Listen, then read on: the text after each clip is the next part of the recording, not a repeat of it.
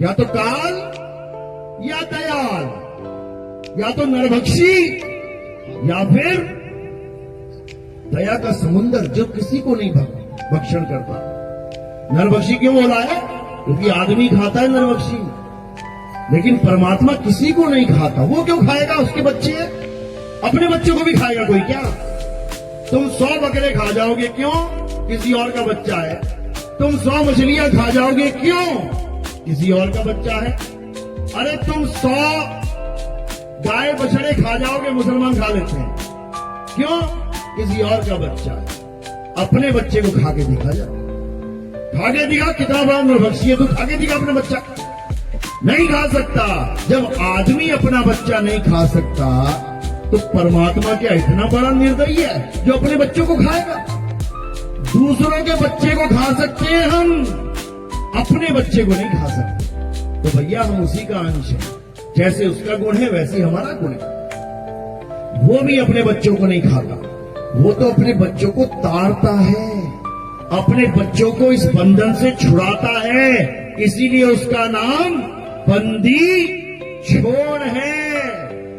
इस काल भगवान ने सबकी डेट ऑफ एक्सपायरी दे रखी है। दवाई लेने जाते हो ना, मैन्युफैक्चरिंग और एक्सपायरी दोनों पकड़ा देते हैं तुम्हें, बेटा यह बनी है और यहां खत्म हो जाएगी। बिल्कुल उसी तरह अविनाशी की डेट ऑफ बर्थ और डेट ऑफ डेथ ये काल भगवान निर्धारित करके भेजता है इस दुनिया में, जिसको विधि का विधान कहते हैं। ये तो विधि का विधान है जी, जो पैदा हुआ मरेगा। अरे जो पैदा ही नहीं हुआ वो कैसे मरेगा? कौन पैदा नहीं होता? ये आत्मा कभी पैदा नहीं होती, समझो। और तुम आत्मा हो, शरीर नहीं हो। तुम अपने आप को मान बैठे हो शरीर। मैं आदमी, मैं औरत, मैं बच्चा, मैं बूढ़ा, मैं जवान। ये हमारे कपड़े हैं। ये शरीर किसी को आदमी के कपड़े पहना दिए, किसी को औरत के कपड़े पहना दिए। आदमी के कपड़े पहन के ये जीव अपने आप को आदमी समझने लग गया, औरत के कपड़े पहन के ये जीव अपने आप को औरत समझने लग गया। और ये आदमी और औरत क्या है? मात्र कपड़े। ये कपड़े मिले हैं तुम्हें पहनने को, एक दिन ये कपड़े तुम उतार दोगे, यहीं पड़े रह जाएंगे ये दोनों कपड़े। एक की मां मर गई, एक का बाप मर गया। औरत का कपड़ा भी यहीं पड़ा, जला दो इसको, दफना दो इसको। और आदमी का भी कपड़ा यहीं पड़ा है, जला दो इसको, दफना दो इसको। लेकिन ना तो वो मां मरी जो मां बनी बैठी थी, और ना ही ये बाप मरा जो बाप बना बैठा था। ये कहां चले गए?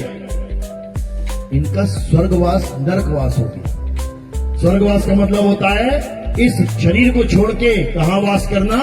स्वर्ग में वास करना। तो कोई वास करने गया होगा ना वहां पे।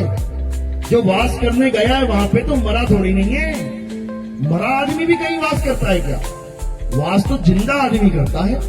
तो वो जीव इस शरीर में वास करता था, ये शरीर छोड़ के स्वर्ग में चला गया तो स्वर्गवासी हो गया, नरक में चला गया तो नरकवासी हो गया। मरा कौन? मरा कौन? अगर पिता मर जाता तो स्वर्ग में कौन जा रहा है? अगर मां मर जाती तो नरक में कौन जा रहा है? जिस दिन ये समझ में आ गया उस दिन सब कुछ समझ में आने लग जाएगा। तो कबीर साहब यही समझा रहे हैं और यही किसी को समझ में नहीं आ रहा।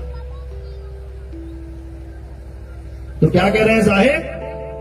हम ना मरिब, मरिब संसारा, हमको मिला जियावन हारा। कहते हैं हम ना मरिब, अब हमारी मौत नहीं हो सकती। मरिब संसारा यानी सारा संसार मर जाएगा, हम नहीं मरेंगे। संसार में क्या आता है? 5 तत्व। आंख खोल के देखो, चारों तरफ तुम्हें 5 तत्व फैले मिले हुए हैं। यही 5 तत्व ये शरीर भी है। तो ये संसार और ये संसार एक ही है, अलग मत समझना। प्रकृति जो बाहर दिख रही है वही प्रकृति ये है।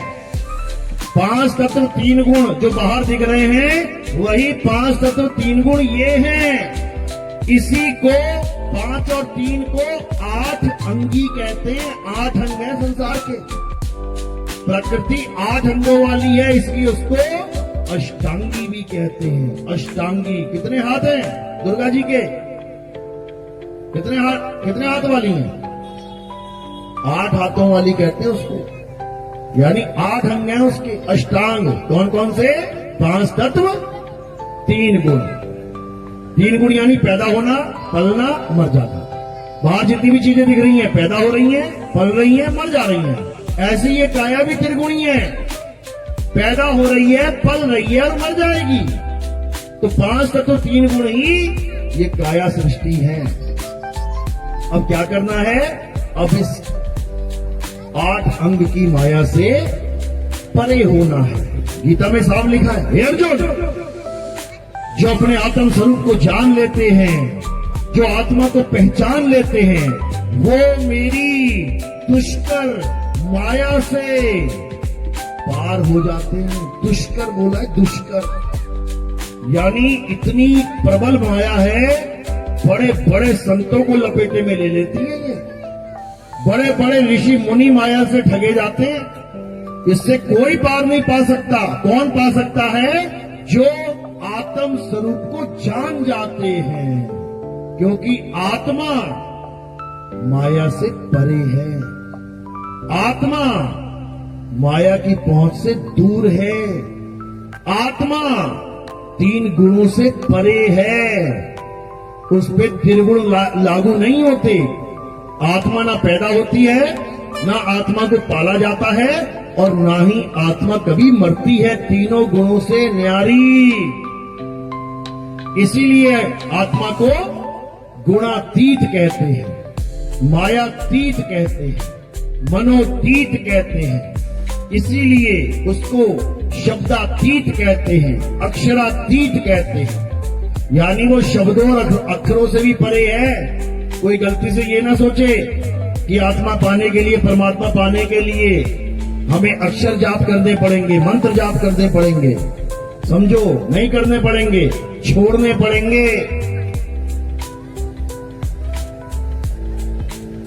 जो नाम तुम जपते हो वो छोड़ने पड़ेंगे। जो पूजा पाठ तुम करते हो छोड़नी पड़ेगी।